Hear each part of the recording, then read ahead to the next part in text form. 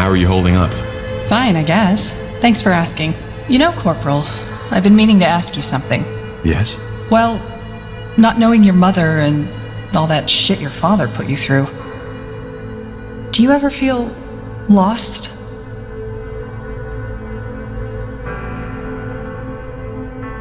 Why do you want to know?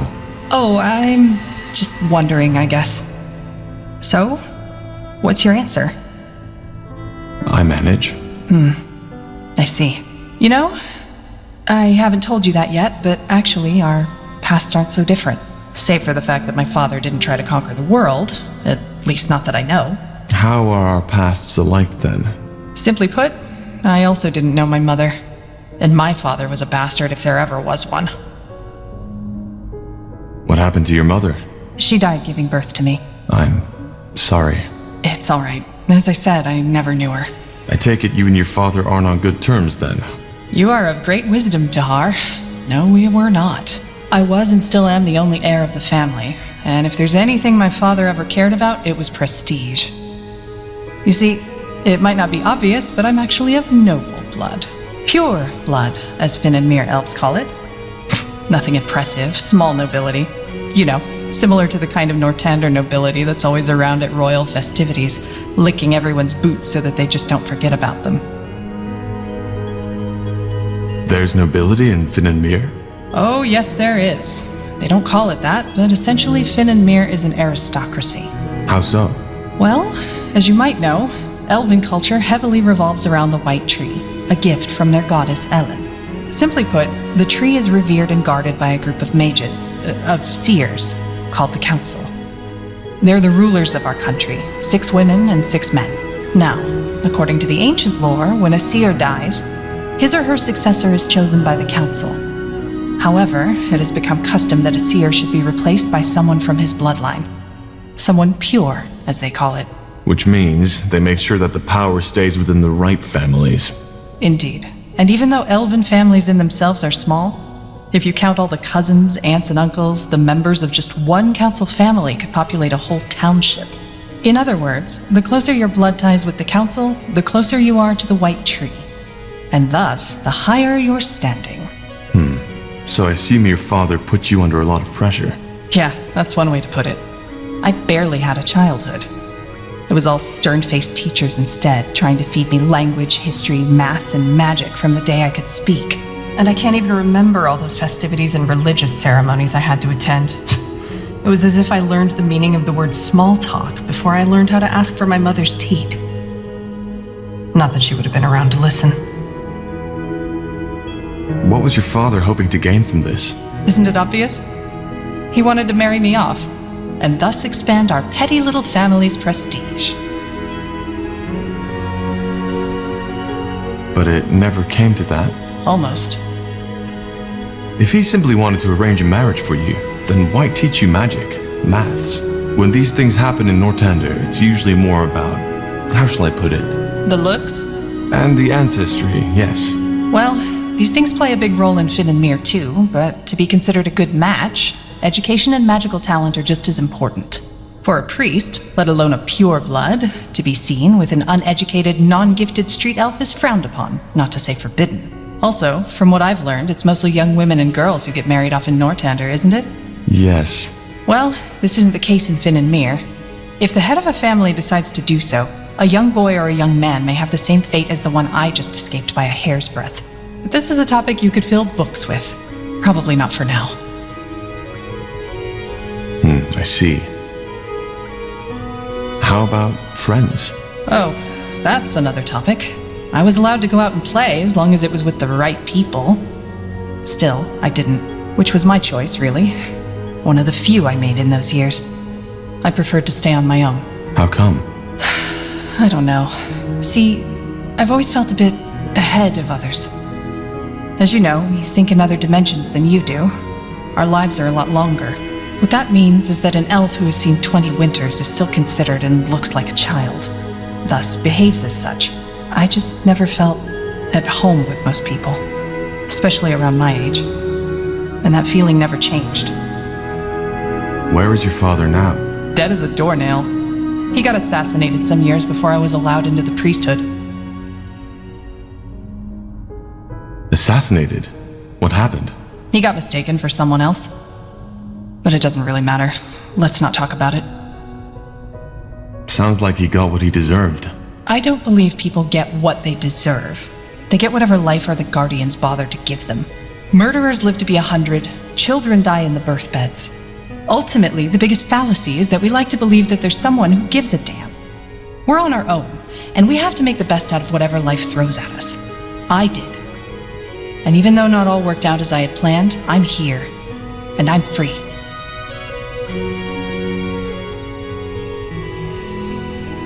But the Guardians are real. I never said that they weren't. But tell me one thing. Why is there cruelty when there's Shanna? Why is there injustice when there's Arian? Why do children die when there's Ellen? There are two explanations. Number one, the Guardians are far less powerful than we think. Number two, they just don't give a damn.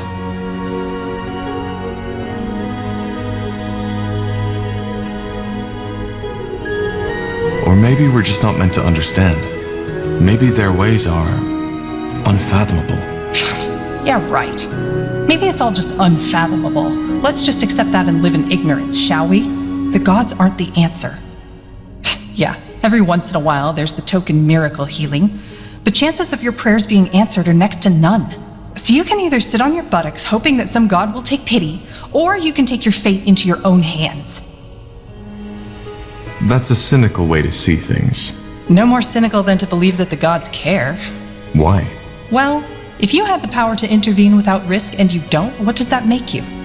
A textbook cynic, and definitely not someone I'd like to have a drink with, let alone worship. But you still feel lost sometimes, don't you? Yeah, I do. But I'm working on it. Anyway, we digressed quite a bit, didn't we? Sorry, my fault. Sometimes I just talk too much. I'll see you around, Tahar. And thanks for listening.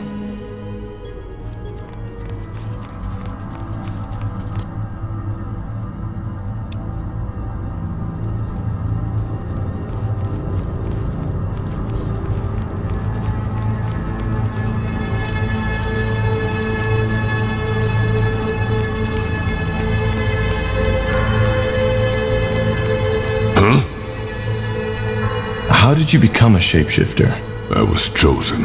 And how does that work? Complicated. Are you sure you want to hear the whole story? Time isn't exactly on our side. Well, maybe you're right. Another time, perhaps. Sure. Back in Bar Gagor, you told me that you think the Orc should strive to be more. What do you mean by that? Do you consider your culture to be, well, inferior? Inferior? No, not at all. On the contrary, I'm glad to be a fire wielder, and not a human or an elf. Why? Because not so unlike the Shapers, your culture is bigoted, strange. You like to tell yourselves you're more than the animals you slaughter for food. You call yourselves civilized. But in the end, you look for the struggle just as anything and anyone else does. But of course you don't admit to it. You want to be better than that. And the result are lies, intrigue, wars, and assassinations. Their culture is so bizarre that it's almost amusing.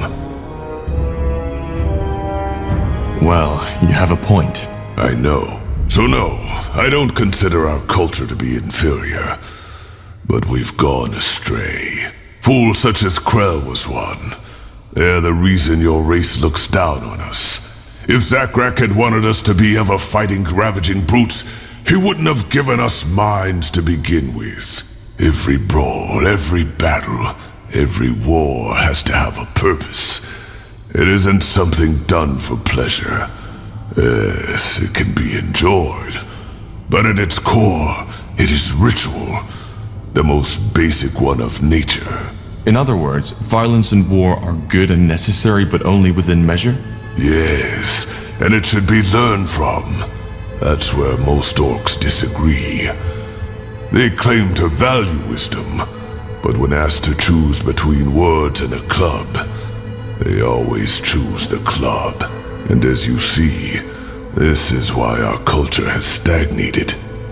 In its current state, there will never be an orc empire, a great tribe, or the earth-shaking horde Zarek envisioned. So what you want is to lead your people to a better future? You make it sound so dramatic. For now, the Fire Wielders are a good start. And by helping you, they will hopefully see that diplomacy and strength don't always contradict each other. After that, we shall see. Well, thanks for... Sure, How did you become a... I was chosen. And... Complicated. Are you... It isn't, but the more I know about your abilities, the better. You're fighting for me, after all. We're not fighting for you, Tahar. We are fighting alongside each other. That's a big difference. Alongside, then. Good. Let's make it short then. Shapeshifting is a gift of Zarek, one that only the best of his shamans are granted. And how does one become a shaman? He has to be chosen by a tribe's chieftain. You see, magical talent is a lot rarer among orcs than it is among humans or elves. In my tribe, there was only me and Rain. We both discovered our talent by chance. I, when I was 9, and put out a fire that had broken out in my family's hut. Everybody was asleep, even the damn fool that had been tasked to stand guard. When I woke up, the entire room was in flames. What happened then? I panicked and started screaming, as every child would have. However, the only thing that did was make me inhale the fumes even quicker. My vision blurred and I lost consciousness. When I woke up again, I was on a bed of hay in the village shaman's tent, and everybody was staring at me, as if I was Zarek incarnate. I asked what happened and they told me. Just when I had lost consciousness, it had started to rain. Not just a little.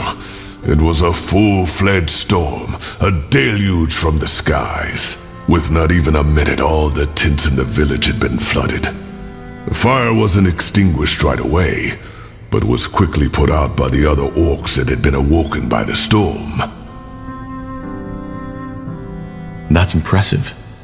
Well, it was also my last successful weather ritual. If it hadn't been, Barker Gore would be all meadows and forests by now.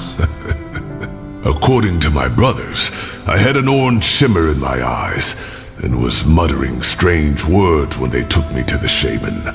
She told me that was a clear sign that I was gifted and that I had fire in my blood, as my tribe likes to say.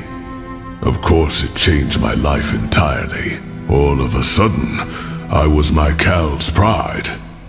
It was strange, not just for me, but also for my kin. Interesting. And who is this Rain you mentioned earlier? Did I? Well, that's complicated. I don't want to talk about it. All right. I'll be off.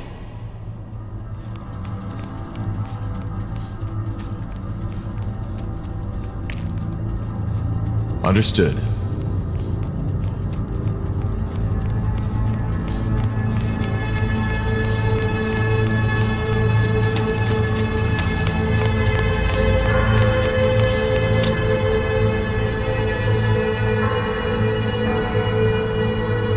To this day, the Shaper's magical and technological prowess remains unrivaled. One thing...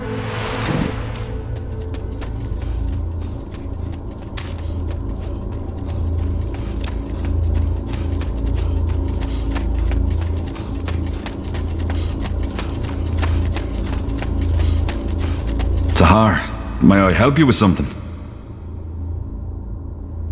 I'd still like to know more about how you ended up in Nortender. Bugger and blast.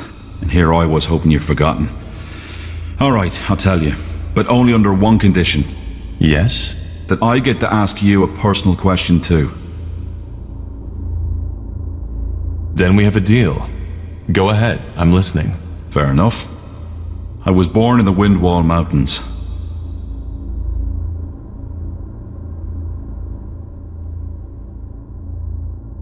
Sorry, still sorting out my thoughts. It's been a long time since I last told this story to anyone. Alright, one more time. As you can imagine, I was born in Windwall, a child of the rocks. Come again? A true dwarf, as some would say. Born in the buried city, not on the outside as the traders and farmers are. My family was quite privileged. Not nobility, but my mother and father led a big smeltery which supplied one of the finest smithies. Moon silver weaponry. Ever heard of it? I think so. The commanders of the Royal Army use them. Figures. Well, my childhood was a rather unremarkable one. I had 2 brothers and a sister, and even though I was the oldest child, I was always the most quiet one. I learned quickly how to wield an axe, and I still know how to do it, but I never took pleasure in it. The same goes for my parents' craft. For some reason, Nihalf had given me a talent for metallurgy, but not the desire to use it. Instead, my biggest love was always made with ink. Books. But I assume your parents didn't approve of that. Oh no, they didn't mind. I had 3 siblings who could do the job as well as I, so the future of our family was secured. On the contrary, they were quite accepting, which wasn't usual amongst dwarves, especially not those in Windwall. So, what happened? Why did you leave Windwall? I'm getting there, Tahar. When I came of age, I found work in the Windwall Library. That time was also when I deepened my knowledge of the Shapers. I devoured all the books there were, and bought whatever writings the merchants brought in. They smiled at me, talked of me as the strange bird, but I didn't care. The more I read, the more spellbound I became, and the more I dreamed of journeying through Io to solve all those mysteries not yet uncovered. And what kept you from doing just that? Well, 2 things. First of all, my attachment to my family. Secondly, Gilak. Gileak? My, partner. You had a partner? Yeah, we met... I'd rather not go into detail too much. Fact is, we lived together for 6 years. He was very dear to me. Let's put it that way. I understand. But something happened, didn't it? Yeah. The Blackstone Rebellion. Ever heard of it? Yes, a coup, wasn't it? Yeah. An attempt to overthrow the royal house. It was bound to fail from the beginning. The rebels were anti-traditionalist and wanted to establish a new order, where it's the people who have the power, not the nobility. Gilak was one of these rebels. Oh. Yeah. At first, before the coup, they tried to raise awareness by giving underground speeches. A noble endeavour, but not at all thought through. Most dwarves just don't care about politics as long as they can have their mugs of ale. At first, he didn't ask me to participate, but the more sour things went, the more he started pushing me. At one point, we had a fight. When he asked me to steal money from my family to support the movement, it was terrible. Finally, push came to shove, and he told me of the coup. He knew that despite my occupation, I was a remarkable fighter and Earthshaper, which is why he asked me to fight alongside him. You can make a difference, that's what he said. By Nihalf, he was just so naive. He really thought it would be like in the old legends, a group of courageous dwarfs fighting their way to Algrim Castle with me at his side. I just don't... Forgive me. It's strange to talk about it like this. It's okay. Thank you for trusting me. Yeah, sure. You can imagine how torn I was. I knew he'd die if the coup took place, but I also knew that I couldn't stop him. When I told him he was mad, he called me a coward, a delusional bookworm, who'd rather spend his whole life dreaming about the past than changing the present. And then he left. The next day, I found him beheaded by a royal guard. They didn't even make it to the castle stairs.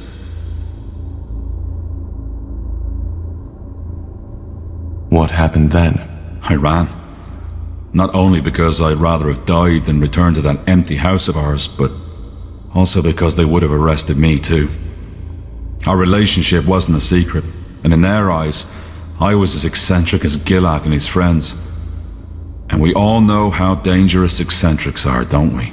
I left my family a letter, telling them not to come after me, bought a horse, and rode as far as it would take me before collapsing. That was 9 years ago. I haven't returned ever since. I see. And since then, you've been studying the Shapers? Yeah. If there really is, as people say, a silver lining to everything, then this would be it. I'm finally doing what I was too afraid to do back in Windwall.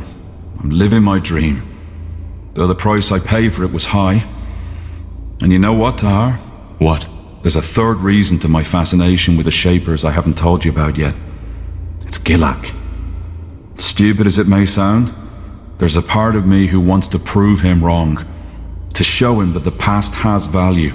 That it can guide us towards a better world. I see. Well, thank you for sharing this, Iskrim. I appreciate it. Yeah. It felt good to talk about it. I didn't expect that. But you're not off the hook yet. The question, remember? Right. Shoot. Your past is even more unusual than mine. Growing up with a man like Isamu Tahar as your father? Without a mother? And then the whole thing with the Mage Rebellion? I know you've been through a lot. Now, I was wondering, if you could trade that past you've had for a different one, would you do it? What kind of a past could I choose? Anything? Anything.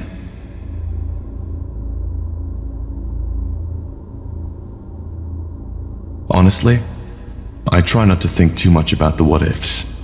I can't change my past, so it's irrelevant.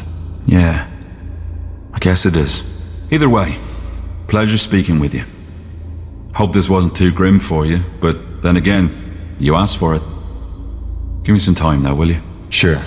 Take care, Iskrim.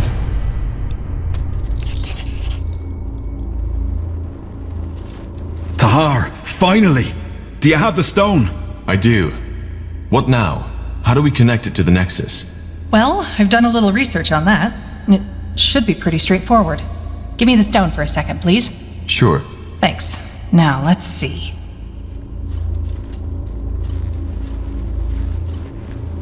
Whoa!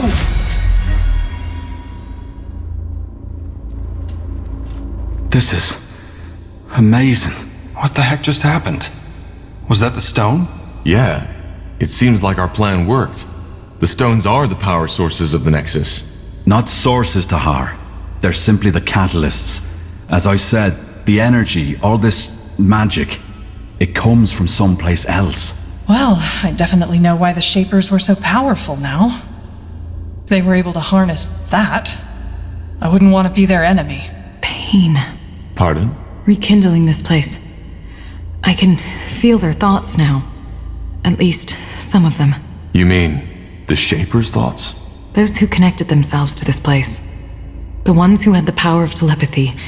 They left an echo, and whatever wiped out the Shapers, it caused pain. Horrible pain. I see. Well, fascinating or not, we need to connect our minds to the Nexus to find the source of the blood burn, right? Can we do that now? No, it's not strong enough yet. Well, we knew that already. We need to find the second stone first. Let's head to Aeonir's Blade. It's a long journey, but we don't have a choice.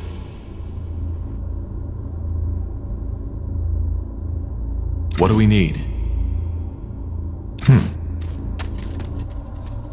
Will do.